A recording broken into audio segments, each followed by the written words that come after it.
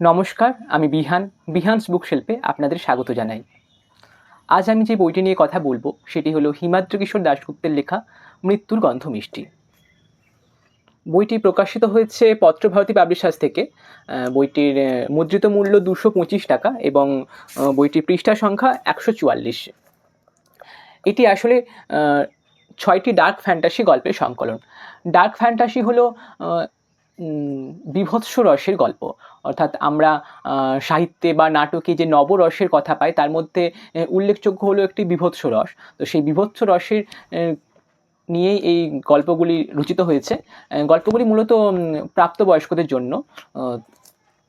এবার হিমাদ্রি কিশোর দাশগুপ্ত এমনই একজন লেখক, তিনি বর্তমান সময়ের একজন খুবই জনপ্রিয় এবং ভার্সেটাইল লেখক। তিনি বিভিন্ন জনরায় সমানভাবে অতি দক্ষতার সঙ্গে লিখতে পারেন।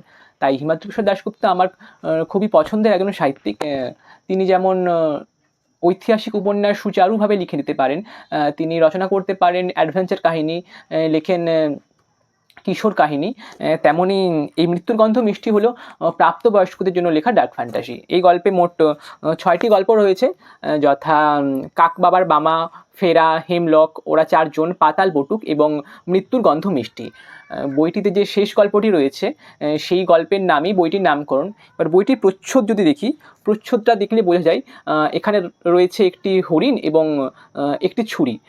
কেন প্রচ্ছদটি এরকম সেটা শেষ গল্পটি পড়লেই বোঝা যায়। এবার গল্পগুলি সম্বন্ধে যদি সংক্ষেপে আসি, স্পয়লার না দিয়ে, প্রথম গল্প হলো কাকবাবার মামা। দুজন বেড়াতে আসে একটি অফবিট নির্জন জায়গায়।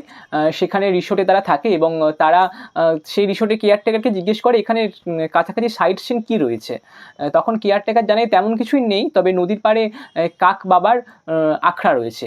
এই কাকবাবা আসলে একজন তান্ত্রিক এবং তার একটি বৈশিষ্ট্য হলো সেই তান্ত্রিককে ঘিরে থাকে বেশ কয়েকটি কাক। যেহেতু এই দুই বন্ধু শহর থেকে এসেছে, তারা বিজ্ঞান মনস্ক, তারা দেখতে যায় সেই কাকবাবার আখড়া। তারা সেখানে গিয়ে দেখতে পায় একজন সুন্দরী যুবতীকে এবং সেই যুবতীকে ঘিরে রয়েছে বেশ কয়েকটি কাক। এবং তারা জানতে পারে যে এই যুবতী হলেন সেই যে কাকবাবা বলে যে সন্ন্যাসী রয়েছে সেই সন্ন্যাসীর সঙ্গিনী, অর্থাৎ কাকবাবার বামা। এই যুবতী যে সন্ন্যাসী সঙ্গিনীটি রয়েছে, অর্থাৎ এই যে কাকবাবার বামা, তাকে দেখে এই দুই বন্ধুর আকৃষ্ট হয় তাকে দেখে, যেহেতু সে ছিল খুবই যুবতী। তখন তাদের যে দুই বন্ধুর মধ্যে একজন, অর্থাৎ রুস্তম, সে কাকবাবার বামার প্রতি একটু বেশি আকৃষ্ট হয়। এই যে যুবতী নারীটি রয়েছে তাকে ঘিরে থাকে সবসময় এই কাকগুলো, কেন সেটা একটা রহস্য। এবং এই যে যুবতীর প্রতি আকৃষ্ট হলো এই দুই বন্ধুর একজন, তারপর তার জীবন কোন দিকে মোড় নেবে। এই গল্পটি পড়লে সত্যি আমার শিরদাঁড়াতে একটা ঠান্ডা স্রোত বয়ে গিয়েছিল। তো আমি ডার্ক ফ্যান্টাসি জনরার কোনো গল্প আগে পড়িনি, এটাই প্রথম পড়লাম। এবং এই যে ডার্ক ফ্যান্টাসি গল্পের এক প্রকার আমার ভালোই লাগলো ডার্ক ফ্যান্টাসি গল্প পড়ে। এবং পরবর্তী যদি গল্পের আসি সেটা হলো ফেরা। ফেরা গল্পটি একজন কলেজ ছাত্রীকে নিয়ে। কলেজে পড়াকালীন কলেজের একজন স্টুডেন্ট, কলেজের একজন টিচারের সাথে সেই ছাত্রীটির কোনো একটা বিষয় নিয়ে ঝামেলা হয়। সেটা ছিল একটা মেডিকেল কলেজ। তখন সেই ছাত্রীটি কলেজ আসা বন্ধ করে দেয়। পরে আমরা দেখতে পাই অনেক দিন পর সেই ছাত্রীটি আবার কলেজে যায় এবং সে দেখা করে সেই শিক্ষকের সাথে যার সাথে তার ঝামেলা হয়েছিল। এরপর কাহিনী কোন দিকে টুইস্ট নেয়, কোন দিকে মোড় নেয়, সেটাই দেখার। এবং একটা জবরদস্ত একটা টুইস্ট রয়েছে গল্পটির মধ্যে, পড়ে ভালো লাগবে। পরবর্তী গল্প যদি হেমলকে আসি, এখানে আমরা দেখতে পাই একটি সফটডিক কোম্পানি মালিকের সাথে একজন রিপোর্টারের দেখা করা। একটি সফট ড্রিঙ্ক বাজারে হঠাৎ করে খুবই পপুলার হয়ে ওঠে এবং তার স্বাদ অতুলনীয়, এবং তার এই স্বাদের রহস্য কী সেটা জানার জন্য একজন রিপোর্টার সেই সফট ড্রিঙ্ক কোম্পানির মালিকের সঙ্গে দেখা করতে চায়। এই যে রিপোর্টার, সে শুধুমাত্র একজন রিপোর্টারই নয়, সে অন্য একটি সফট ড্রিঙ্ক কোম্পানির গুপ্তচর হিসেবেও যায়। সে গিয়ে কি জানতে পারে যে এই সফট ড্রিঙ্কের স্বাদের আসল রহস্যটা কী, এবং তারপর গল্পটি কোন দিকে মোড় নেয় সেটা জানতে হলে গল্পটি পড়তে হবে। এরপর ওরা 4 জন গল্পটা নিয়ে যদি বলি, এখানে বেসিক্যালি দুজন ছেলে এবং দুজন মেয়ে তারা বেড়াতে আসে একই একটি হোটেলে এবং সেখানে একটি রুম নিয়ে তাদের মধ্যে বচসা দেখা যায়। তারপর সেই বচসা কেটেও যায় এবং এই যে চারজন বেড়াতে এসে তারা ঠিক কী কী ভয়ঙ্কর বা বিভৎস কিছু পরিস্থিতির সম্মুখীন হয় সেটাই রয়েছে এই গল্পে। পরবর্তী গল্প পাতাল বটুকের যদি গল্পে আসি, পাতাল বটুকে আমরা দেখতে পাই একটি দম্পতিকে। তারা জানতে পারে তাদের জ্যাঠা বহুদিন পর জেল থেকে ছাড়া পাচ্ছে। এই জ্যাঠা আসলে ছিল একজন তান্ত্রিক।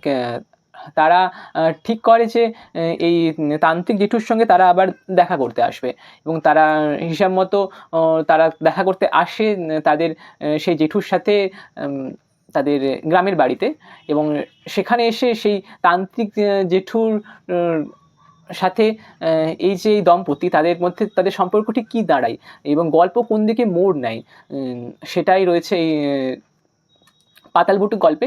এখানে আমরা একটা অপদেবতারও সন্ধান পাই যে বেসিক্যালি পাতালে থাকে। তো গল্পটি আমার বেশ ভালো লেগেছে এবং শেষ যে গল্পটি রয়েছে মৃত্যুর গন্ধ মিষ্টি, অর্থাৎ যেই গল্পের নামে বইটির নামকরণ, সেটি একটি অসাধারণ গল্প। মানে এই যে 6টা গল্প রয়েছে এই বইটিতে তার মধ্যে দ্য বেস্ট গল্প হলো এই মৃত্যুর গন্ধ মিষ্টি। এবং গল্পের বইয়ের যে প্রচ্ছদটি রয়েছে অর্থাৎ একটি হরিণ এবং একটি ছুরি, এটা আসলে এই মৃত্যুর গন্ধ মিষ্টি গল্পটিকে কেন্দ্র করেই প্রচ্ছদটি অঙ্কিত হয়েছে।